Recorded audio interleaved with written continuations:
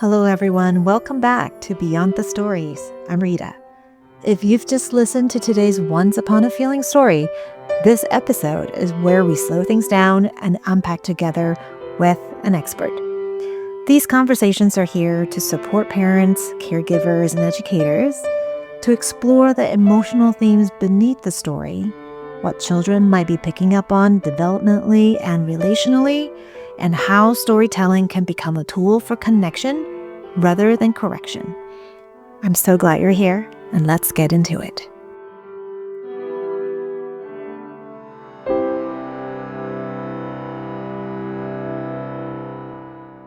Hi, everyone. Welcome to this week's Beyond the Story. This week, we read When Mom Goes Out. Here's the book and a story about sadness and separation anxiety. And today, I have the pleasure and the honor to have Dr. Anna on our podcast. She is not only a clinical psychologist practicing currently in Orange County, California, she is also the author and the co-founder of The Mindful Page, the publisher of the story that we just read. So stay tuned. I hope this particular interview lands and give you some actionable steps that you can implement in your own home. Enjoy. Thank you, Dr. Anna, for joining me this week. And Thank you for having me. So excited about this story. When Mom Goes Out, I read it. My kids read it at his home. I have an 11 and 9-year-olds, and I recently just left for a trip to Asia to be with my mom for about 10 days. And I just found out that my 9-year-old apparently had hard feelings and cried while I was gone. And I didn't know about it. She read the book. So very relevant. Before we dive into what you do and the stories that you're writing, I always like to start with a little bit of an origin story. How did you find out, this is what you want to do? How did little Anna figure out, one day when I grow up, I want to be a clinical psychologist? Yeah, happy to do that.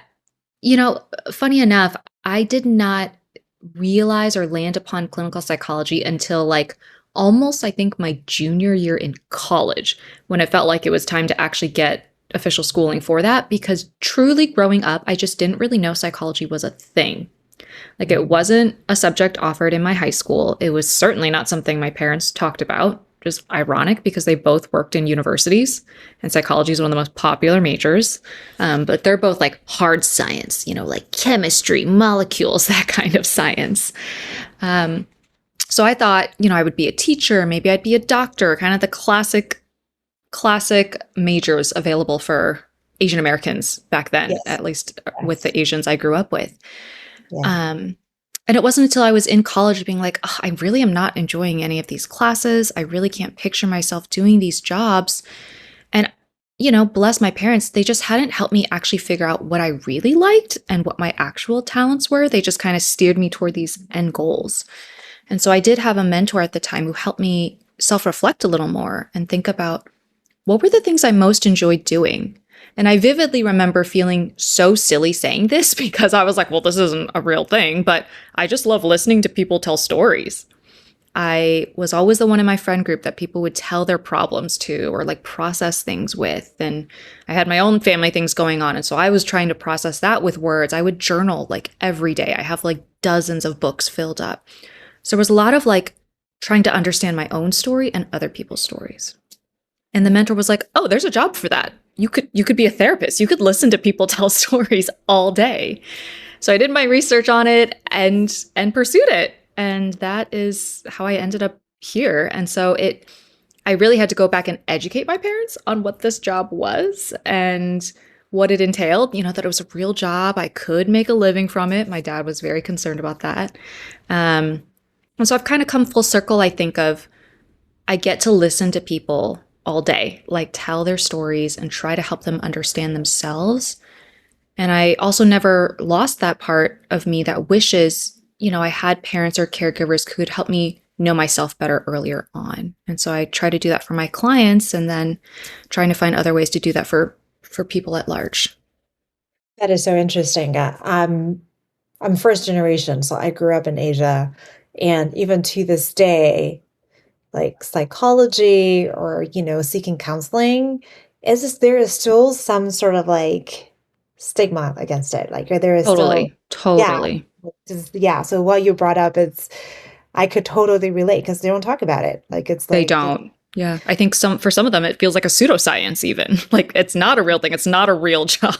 Yeah. yeah, like, especially now we're both mothers and being parents, I'm like, oh Hmm. no, like this is important. So Um, important. Yeah. yeah. Now tell me a little bit about the Mindful Peach. How did that come to life? And what does that mean to you as a space, in addition to your private practice? Yeah. Yeah. So for those who don't know, a private practice for a therapist means just, I have my own office, I see my own set of clients, and I can tend to do really long-term, kind of depth-oriented work. And so I'll see about the same, like my caseloads may be like 20 people. So I can see these same people for a long time, and I love getting to know them and hopefully impacting them for the better. But it's just those 20 people too.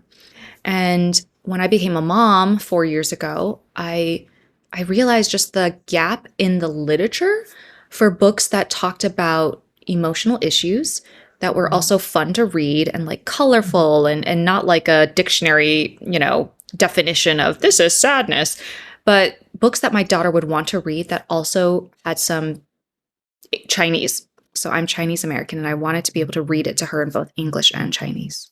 Mhm. And so, using my psychology background and then my husband's very entrepreneur spirit, together we founded the Mindful Peach. And our goal is basically to just help families be more emotionally aware, which is pretty broad. And so, the first project we started with is children's books. And so, I wrote 3 books. Our goal is to have 6 total in this series, which we're calling Eden's Big Feelings, where we're covering the 6 primary emotions. So it's like children's books. These ones are the target age, I would say, is toddlers, so maybe like 2 to maybe 6. And then we also wanted them to be bilingual. So we have books where it's just the English text, but then also the English with various languages right on top of it. So Chinese, Korean, Spanish, etc.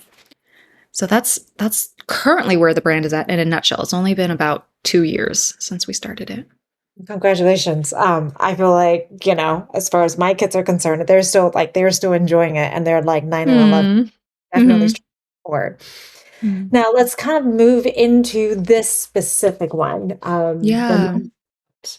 Um, it's interesting because separation anxiety, sure, there is the one where I think we can all relate, especially I remember it vividly when I had my first child Hmm. and the very first time I left her with someone Hmm. Hmm. out, like that was hard.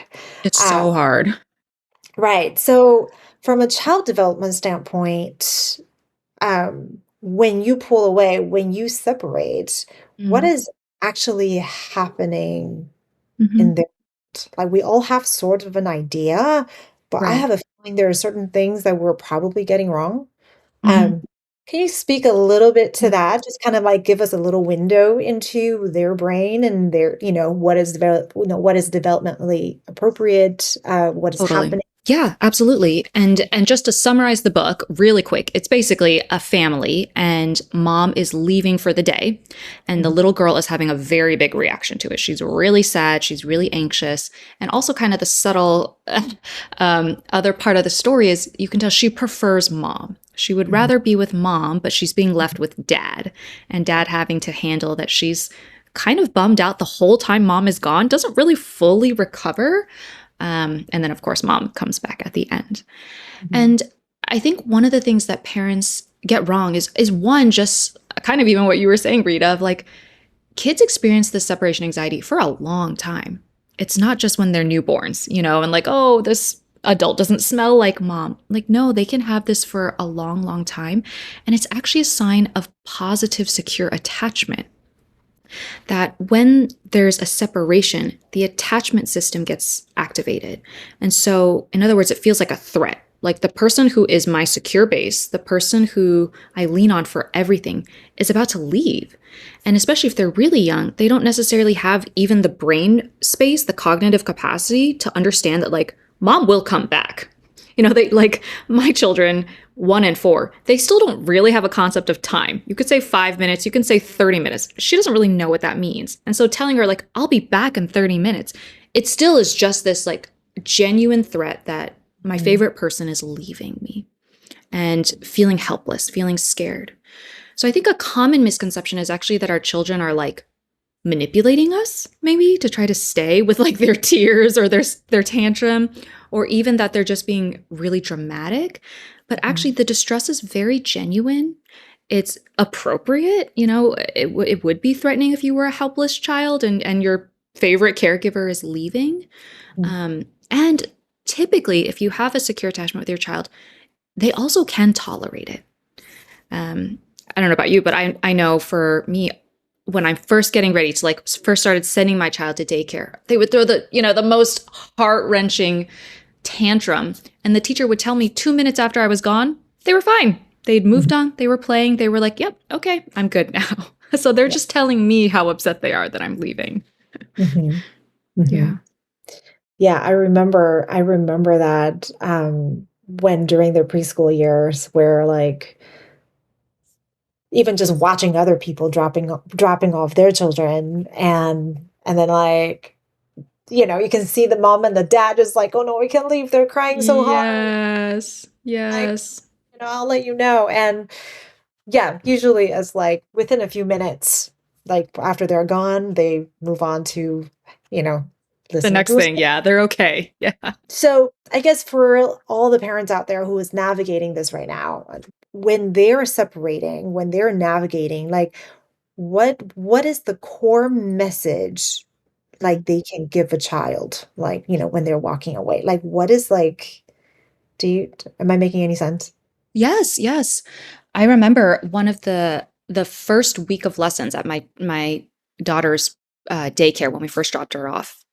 The like curriculum for that first week was your loved ones will always come back. And I think that's the core message. Like your loved one will return. And then the Mhm. second part is, and you can tolerate how uncomfortable it is in between. That both the trust in the attachment figure, so typically mom, but dad, grandma, whoever it might be, but also trusting in themselves, like I will survive this sadness or survive this anger. I can get through this hard thing. Yeah, they won't be able to put that into words, but kind of just the Right. the repeated felt experience of like, oh, that was so hard and I got through it. And at Mm. least in this story, it's like they also have another parent figure, the father, helping tolerate with them. That parent's not being like, get over it, or like, oh my gosh, it's already been an hour. Like just this, you're having a hard time and we'll survive it together. Mm. So it's the Yeah. validation and sitting with it. That Yes, is so sitting with important. it. I feel Mhm. like even as adults, we don't do that enough. We don't Yes, love it it. is. It's hard to be long suffering. Yeah. Now, let's kind of like switch to the parent side Yeah. because I know for me, the guilt it was loud when I Mm, decided to, go out by myself for a meal or even just going grocery shopping mm, without needing to lug the baby around. right. And I think the guilt of leaving our children a lot of the time it's its own kind of anxiety. Yeah. Um, can you like from a clinical psychology standpoint, like what is that? Like Yeah. why do we why do we feel so guilty to take care of ourselves? Yes. Yes. I think first at the core, I think there's something biological, like going back to the idea of attachment. And for more, I would recommend any of these listeners just Google attachment theory. It's a really helpful general theory as a way to think about human relationships. But when our child, our own precious child, is distressed, our nervous system gets activated. Like there's something research has shown specifically about our child's cry or like that pitch of a cry. That's why hearing babies cry on an airplane where you're trapped, you're like, this is so uncomfortable. Like it's actually biologically activating our alarm, our stress. And so Mhm, then we feel that guilt. We want to attune, we want to meet the need. So mhm, I would say that's one part is that the guilt is a biological response. And I mhm, also think, especially in the Western world now and how society is currently set up, there's just this narrative that we're supposed to be available to our children 24/7. And we're not often raising our children in village, the kind of it takes a village. Like it's typically like in our own family, there's one or two parents, and that's just impossible.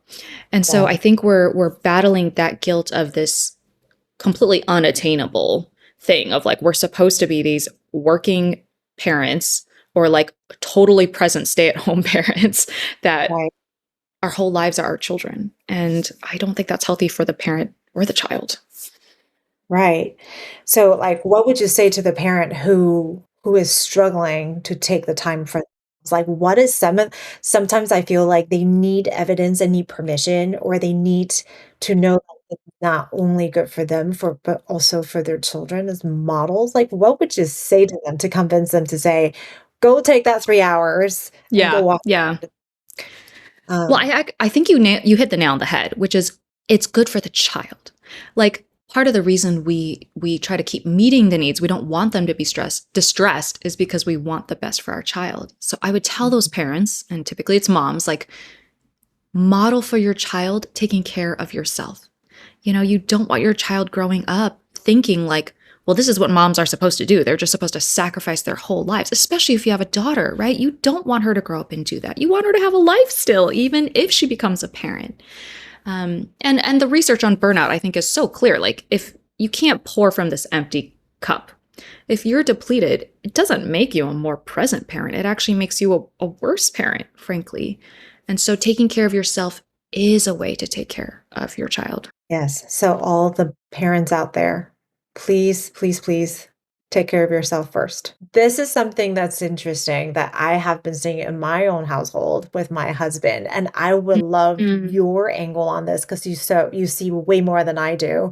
And yeah. please do correct me if I'm wrong, Mm, but is there a gender disparity between mom and dad feeling the guilt? I feel like in my household, my husband just feels a lot more regulated when he goes out than yeah. I do. And sure, Yeah. there's good, a lot of it is probably personality. And I do spend more time with children. So usually when I leave, they have like a bigger reaction. But Right. what is out there? What is in the world? And in your world, like what do you see? Yeah. Um, yeah, like, is does it show up differently between dads and moms or, like, or maybe, like, the roles that they play in the house, and how do you navigate that even just for your partner? Yeah. That is such a great point. And something I definitely see in my own marriage too. Um, I do think there is a gender gap here. I have found both in my own marriage and in general, yes, women feel more guilt. They have a hard time leaving, and men just don't seem to experience that the same.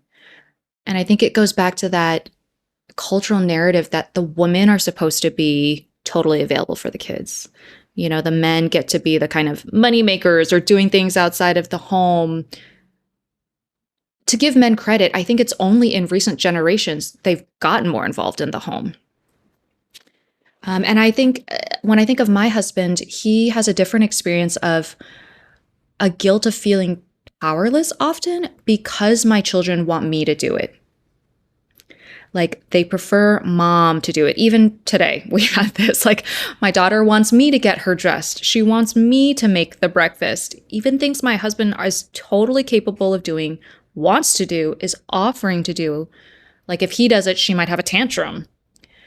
So it's a different guilt of he wants to help, he wants to be present. And sometimes there's almost this rejection from the children that he has to cope with.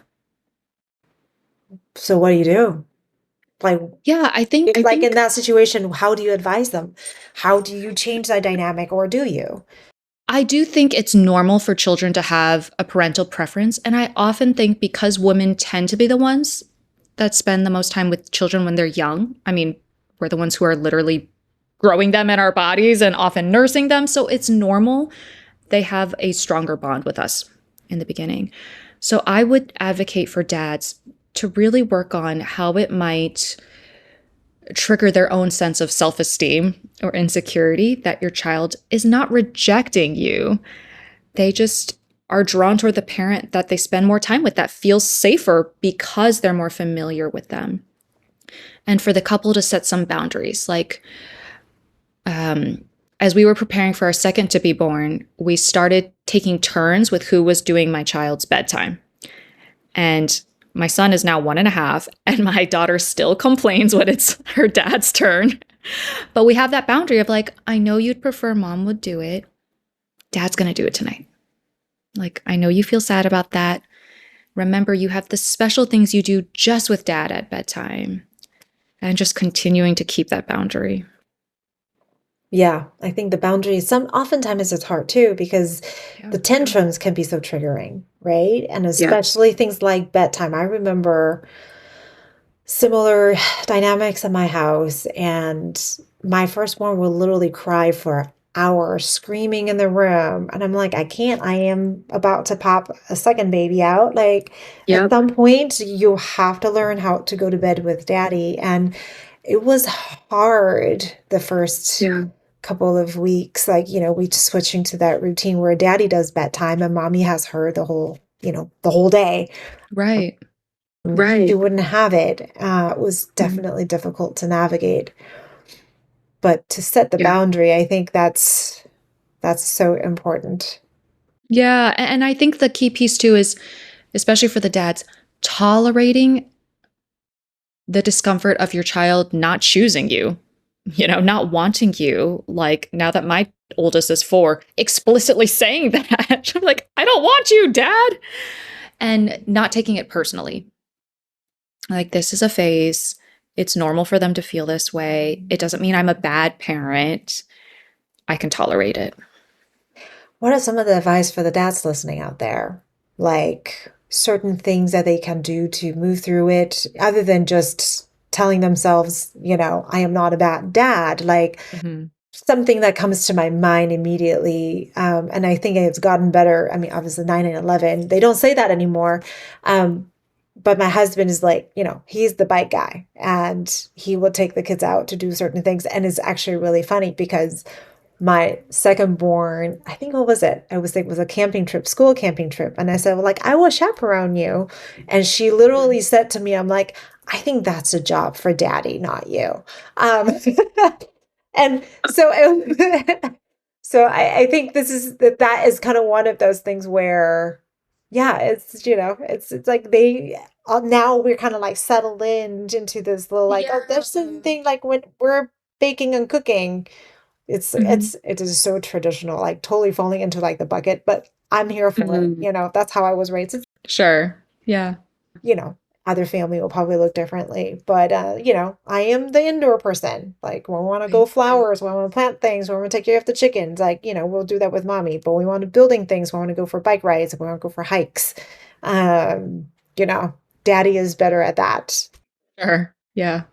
So now we'll have like, oh, this is fun. Yeah, well, that's hopeful to hear, to know that we can look forward to that. But yes, I think encouraging for all the dads listening, like, make your special stuff with your kids, the special activities just you do. Like, as I kind of alluded to, when my husband does bedtime with my daughter, they just have special routines. And when my daughter has asked me to do some of those, I said no. It's like, that's something you get to do with daddy. Like, you do silly bedtime with daddy, or you reverse the order of some of these things with dad. And really honoring the special relationship dads get to build with their children that's going to be different than how mom relates to the children. Yes, and then, like, us being the moms, like, we can encourage that, and that's just Yes. set the boundaries and Yeah. and kind of like, no, this is like, we kind of usher them into that era where, like, this is your special thing, create that special thing, and we can nudge that along as well. Right. My husband has special songs with the kids when they put them to bed. I have my song. We don't sing the same song. Like, I'm like, nope, that's theirs. And I think that takes a family together, creating that special moments and routines. Yeah, agreed. Yeah. Now, kind of want to talk about something tangible. when there's a goodbye, whether it's the preschool drop off or where, Mhm. or is mommy leaving, or maybe both parents going on a date night, which I recommend Yeah. everybody do. Yeah. Every couple, please go on date nights and hire a sitter and have someone watch the children. Um, it's good for the family. Like, what are some of the important steps, whether it's 2 days before, 1 day before, the day of? What are some of the important steps that they should have to kind of like help them through that arc of separation? Yeah. And as they return in the next day, like, Yeah, yeah. I think in the actual goodbye, short and sweet. So dropping them off for daycare or the babysitter came over. Don't do this prolonged, you're like reacting to them getting sad. So you just keep reassuring, keep reassuring. To them, this actually registers as like, oh, this threat is actually real. Mom's really concerned. She's worried too. If you are confident, short and sweet, and you're self-regulated, you're not crying at the goodbye, that will help. And having a little ritual. So in the book, one example is they like make a heart with their hands, or just a simple hug, kiss on the cheek. I've seen parents, they draw a little heart on like their child's hand and pen or something. A sticky note in the lunchbox, like a little ritual you do that again is short and sweet. It's kind of the same idea of bedtime, of just having a routine helps prep their body for what is coming up. And in the longer run, talking about the goodbyes. So preparing them, of course, if you're dropping them off at kindergarten or a new daycare or babysitter, don't surprise them as if that will help make this less painful. I would talk about it days in advance, even maybe weeks in advance. Tell them what's going to happen. Be clear. Kids can handle a lot, and it doesn't do them a service to actually just spring it on them. this is so interesting. I am always an advocate of prepping them. I feel like how I've run my house in the past decade is it's a constant sneak preview of whatever is coming. Agreed. Same. Um, However, I have heard parents, and this is where like I don't want to overstep. And again, I'm not a psychologist, but this is just my hunch, and I would love for you to talk about it. Is that when the parents say that, but my kid will just keep on repeating it and having anxiety and they don't sleep, and so we don't talk about it. We don't talk about it until we absolutely have to. When there is such a big contraction, how do you guide them through that? Yeah, that's a great point. And I think, every parent knows their child the best. So, and even I'm sure the children vary based on which child. Like my oldest needs a lot of prep. So knowing your child, maybe some of them would benefit from knowing weeks in advance. One would just benefit from knowing the day before or even just the morning of. I think if there's that really big reaction, that's worth talking about head on, like, wow, you're really sad I'm going to be leaving. I will come back. Or that's the opportunity to make more rituals, to talk through how you could make this easier for them. And I would encourage a stance from the parents of just, again, being calm, not getting dysregulated with them, but showing that, like, I've got this, you've got this, it will be a separation and it's going to be okay. Peace is huge. Yeah. And at the same time, I know a lot of parents, myself included, gets dysregulated when my child is repeating the same thing that is not pleasant Yes. over and over and over again. And then a lot of times we immediately think like, oh my God, my kid is traumatized. My kid is so anxious.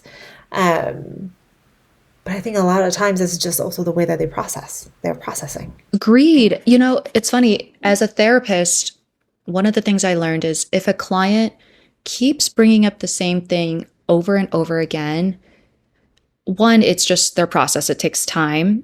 But two, I probably am not fully getting what they're saying. So can I reflect it in a different way? Can we process a slightly different angle of it? Um, I think with young kids, honestly, part of it is just their brain processing. They just need that repetition. But maybe being like, okay, I see you're still really sad. Should we draw a picture of what feeling sad feels like? Should we be an animal? And like, what does your body feel? What is it doing as it's sad? So using, movement, color, other activities that could help them process a different facet of what they're feeling. Oh, those are good ideas. I have never Mm-hmm, thought of mm-hmm, it. But yeah, like, mm-hmm. we express emotions through like so many different ways. And Yeah. oftentimes it's, especially for young children, it's not speech. We know that much. Right, right. Yeah. So what do you say to the parents whose child cries every single time, big emotions all the time? I feel like Mm-hmm. those are the parents oftentimes who basically just end up not going to go, like they're just not going to go out anymore. It's just so hard, right? At some point, Mm-hmm. they just give up. Mm-hmm. Mm-hmm. What do they do? Yeah, I would say, again, there's the caveat that every parent knows their child the best. So if the child is truly inconsolable the entire time, multiple times, there might be something going on there. I'd be considering like, how is the parent child bond? What's the goodbye like? Or even like the caregiver situation while the parent's gone. Like, does that feel unsafe for the child? So first, just kind of checking in of like, is my child safe? I'm doing a generally good job prepping them. Then I would just be consistent. Like for many parents, when you start dropping them off at daycare or maybe kindergarten, it's often you're going to get big reactions for even weeks on end, and then they will adjust because their body starts to remember, mom does come back. I do get picked up after nap time or after lunchtime. And also check in with the teacher or the caregiver, like how quickly do they recover? Because again, often we're just seeing the giant meltdown, and 1 minute later, they have calmed down and recovered. Yeah, what you were saying reminded me too. And I think sometimes, especially for first time parents, is jarring, is that the behavior of the children at drop off, for instance, or leaving, at one point it was fine, and all of a sudden it's not fine. You haven't cried for the past 3 months, and all of a sudden this Mm-hmm. week, like you have this huge reaction about me leaving or Mm. something like that. And I think this is just like a good reminder that as the children's brain grow, their capacity for process things increases. And some things that probably Yes. didn't bother them before all of a sudden bother them Yes. now because now they understand what that 100%. means. Yep. Yep. Yeah, and this is just part of growing up. Like it's just gotta be there and validate and hold space and allow their brain to process and to say, oh, okay, I think I got this piece. Mm-hmm. That is such a good point. I vividly have this experience with my daughter where, like, for instance, when she was younger, she could ride certain rides at Disneyland, seemed to love them. And then suddenly she was terrified. And I'm like, this seems like a regression. What's going on? No, it's just that she was actually more aware. So the sudden loud noise, this like dark witch coming out, was more scary for her. Her imagination had increased. So I think also being consistent that there are times it will seem like a regression, but it could actually be for your child a mental leap. It's actually progress. Right. I think that's just like Mm-hmm. such a good reminder for all the parents out there. It's like, Mm-hmm. yeah, as they grow, the capacity grows, the input increases and everything, and there's more to process. And then just like all of a sudden, there's more colors. That's amazing. Yeah. So I think to kind of like sum up our conversation today, this talk today, which has been so good. If like the parents out there listening, if you want them to take one thing away from our conversation, like what would it be?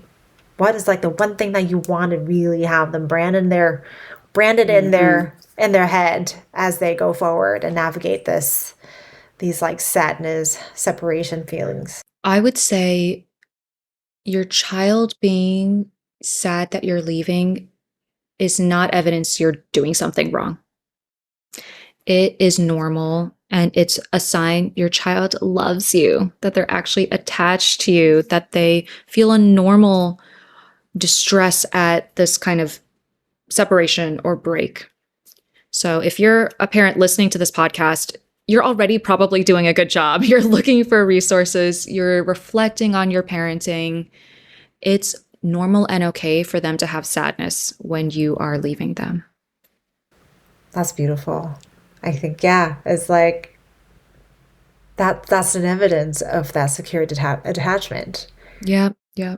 Yeah, when an attachment is being removed that they're sad about, like it's a sign it's there. Right. You were triggering the attachment system that's actually been developed. That is beautiful. So tell us like where people could find you.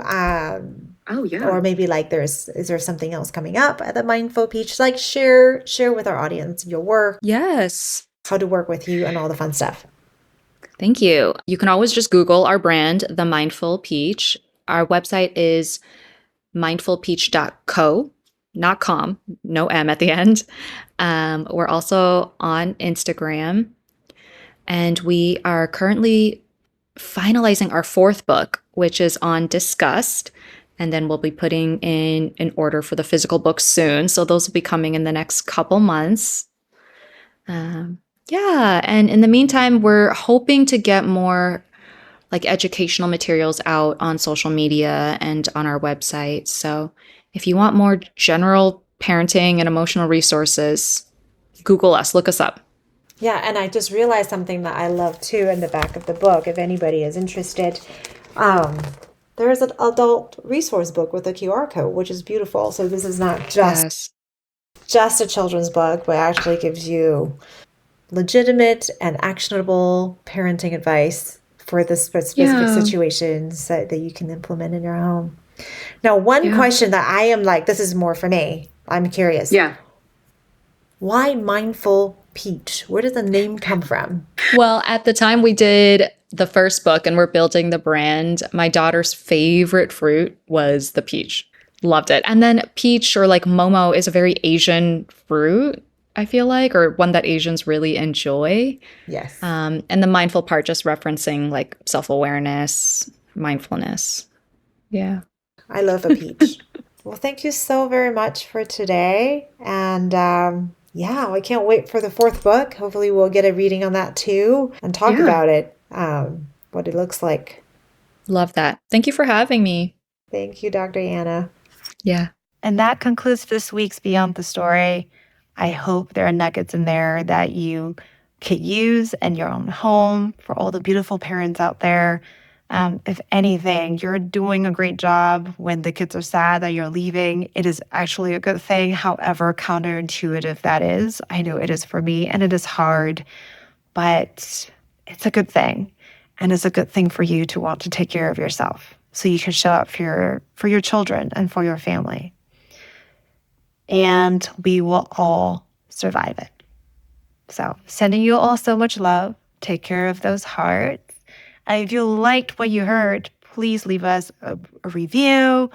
Recommend it to your family and friends and all the new moms and dads out there who are navigating similar things.